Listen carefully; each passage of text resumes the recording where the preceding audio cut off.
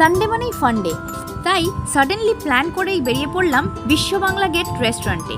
প্রথমে table book করার জন্য টিকিট কাউন্টারের নাম রেজিস্টার করতে হয়। লাঞ্চ করতে গেলে এখানে দুপুর 3টের মধ্যে নাম রেজিস্টার করতে হয়, কারণ 5টা থেকে রেস্টুরেন্ট ক্লোজ হয়ে যায়।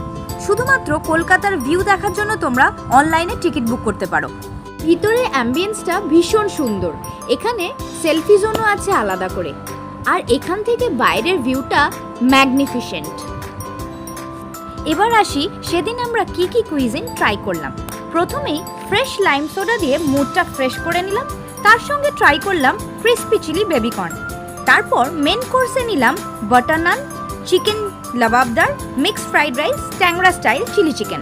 তারপর খাওয়া দাওয়া সেরে ছবি তুলে নিচে এসে ঠিক বিশ্ব বাংলা গেটের অপোজিটে চলে গেলাম ক্যাফে একান্তের ছোট্ট পার্কটাতে। পার্কটা ছোটখাটো হলেও ভীষণ সুন্দর, এরিয়াটা ভীষণই ফটোজেনিক।